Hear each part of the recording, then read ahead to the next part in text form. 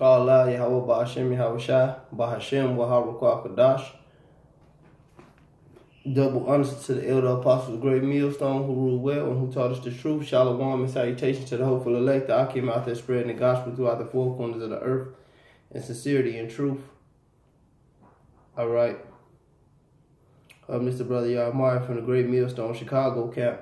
And basically I was just meditating on sorrow, basically, and being grieved, in this present wicked ass world. And it's sorrow is we often in sorrows in this truth. All right, sorrow is part of the truth, but it's a balanced sorrow. It's a balance to sorrow, because the scriptures tell you, well, let me just read the scripture. This is Proverbs 15 and verse 13. It says, "A merry heart maketh a cheerful countenance, but by sorrow of the heart the spirit is broken." All right, and you can't let that sorrow break your spirit, but it is also a sorrow that make your spirit better. It make you stronger, because when you go through these trials and tribulations and things like that, and Yahweh Ba'ashem Yahushai lifts you up, you made better, you made stronger. All right, you know what not to do in some cases, you know not who to mess with in certain cases, you know certain shit to accept and what not to accept, you know what I'm saying? Or certain things the next time around you just say, I ain't going for that, whether it be, any type of situation. All right, matter of fact, I'm gonna get that. This is Ecclesiastes 7:2. Ecclesiastes 7:2, it said, "It is better to go into the house of mourning than to go into the house of feasting. For that is the end of all men, and the living will lay it to his heart. Sorrow is better than laughter, for by the sadness of the countenance the heart is made better." All right, it said by the sadness of the countenance the heart is made better, because through your sorrow you learn things. All right, you can't let it weigh you down, and you can't let it break your spirit, but you gotta let it you gotta have it as an experience. So it's a balance to having sorrow. Like they say in the world, it's a saying in the world, I learned lessons. I never took losses. I learned lessons. I turned my losses to my lessons. All right, because that's how the truth is. Because when you're going through sorrow, if it let it break your spirit, man, that shit can have you fall out the truth, man. It can open up the door for doubt. All right, them wicked spirits get on you. It can make you question the truth, make you question brothers, make you question yourself. All right, and that's the type of spirit you don't want. All right, and it's truth. All right, the scripture says, this Ecclesiasticus in Apocrypha 30 and 31, Salakia 30 and 21, it says, "Give not thy mind over to heaviness, and afflict not thyself in thy own counsel. And the gladness of the heart is the life of man, and the joyfulness of a man prolongeth his days.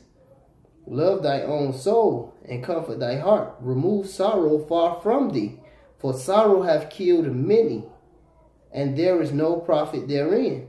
All right, and there's no profit. And, just continuing on in your sorrowfulness. All right, whatever, brought you down through the spirit and power of Yahweh Ba'ashem Yahushai, because he's in control of everything.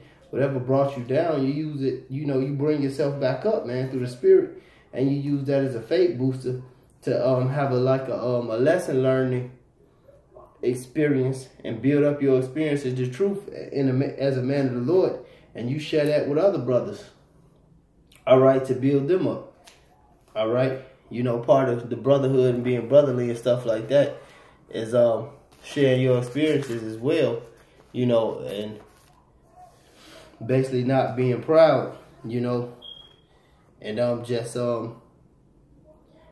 breaking bread, sharing those experiences, not being being able to admit, oh, this happened to me, I went through this, I went through that, it fucked me up, but hey, brother, you got to keep trucking, for lack of better words. All right, going back into There's some fucking folly happening outside my crib, man. So if y'all hear that the BS in the background, you know it ain't on me. All right. This is Proverbs 15 and verse 15. It said, "All the days of the afflicted are evil, but he that is of a merry heart hath a continual feast." All right. So it's about, you know, the having a heart, having a I said, "He that is of a merry heart has a continual feast." All right. You know, so you have that balance. Sometimes you sorrowful, but if you marry, all right, you always, you know, at peace, so to speak, in a balance. It said he has a continual feast. Like, you know, a man, if you at a feast or whatnot, hey, you happy, you joyful. But that's by the countenance of the heart. So when you remove that sorrow from your heart, like we just read in the Apocrypha, it's a man of it's like a man that have a continual feast, a ongoing party, so to speak. You know, not saying that you're supposed to be walking around happy-go-lucky, but it's a balance, man. Hey, it could, you know, you get them demons on you. Oh man, it could be better. You could be living it up. Hey, fuck that. It can always be worse. It's the best you ever could be. You in the truth. You in the knowledge of Yahweh Ba'ashem Yahweh Shai. Because this lesson is more catered toward brothers that's in the truth. Like, and that remains, you know. The rest of these niggas, man, I really do lessons to everybody. You know, but most of my lessons are more catered to an exhortation. You know, unless I'm with other brothers and we breaking bread and whatnot. And, you know, we go into other things or the spirit jump on me to do something else. But these lessons are catered to brothers in the truth. And that's already in this walk of faith. All right, to keep pushing. Okay. And hold on, I'm checking out something on this phone. All right. I'm going to go back into that one. I'm going to go back into the Apocrypha. All right, because it was a couple more verses I wanted to read. I'm going to read back. I'm going to start at 30 and 22. Sirach or Ecclesiasticus 30 and 22, it said, "The gladness of the heart is life to a man, and joyfulness of a man," going back to that continual feast, "and joyfulness of a man prolongeth his days. Love thine own soul, and comfort thy heart. Remove sorrow from thee, for sorrow hath killed many, and there is no profit therein. Envy and wrath shorten life, and the carefulness of age, bringeth age before time." And that's why the scripture says, "Be not over righteous much. Why should you destroy yourself, nor be overly wicked? Why should you die before your time?" Because the Lord sets up a balance to everything. All right. It said, "Envy and wrath shorten life, and carefulness bringeth age before time." So you can't be too, like the scripture said, over righteous much on things. All right. It said, "A cheerful and good heart." There go that cheerful and good heart. All right. "A cheerful and good heart will have care of his meat and diet." All right, you take care of yourself, man. When you got that cheerful and good heart, I don't like really, you know, to walk around with my head down too much. You know, sometimes I see brothers kicking themselves in their own ass.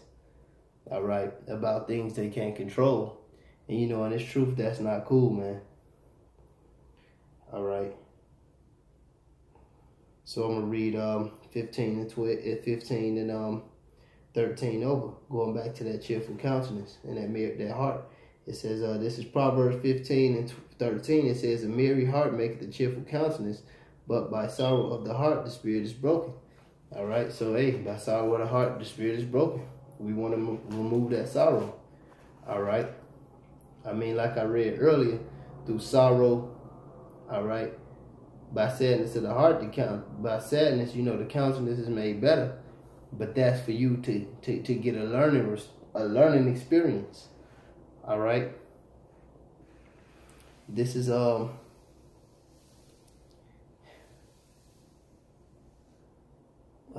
man, because I think it's in the same chapter.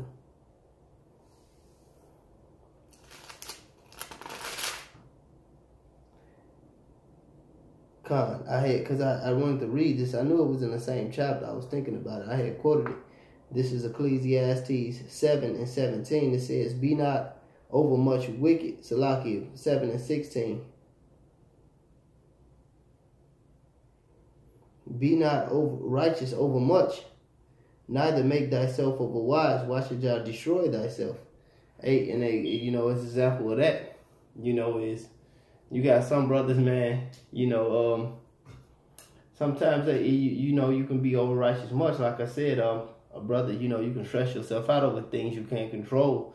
Mostly, like, because if we was to be perfect on this side, man, it wouldn't be no sense of faith. It wouldn't be no sense of Yahweh Shai die, because you can't stress about certain little shit. Like, just like another case in point. We working out our own salvation, man. We even shit that say 100% cotton. We don't know if that's 100% cotton. They put pork in damn near everything we eat, so you can't be over righteous with certain situations. All right, it fuck with your brain. All right. Verse 17, it says, "Be not overmuch wicked, neither be thou foolish. Why shouldest thou die before thy time?" And that's plain Jake and the truth, man. We know what the hell we ain't supposed to be doing.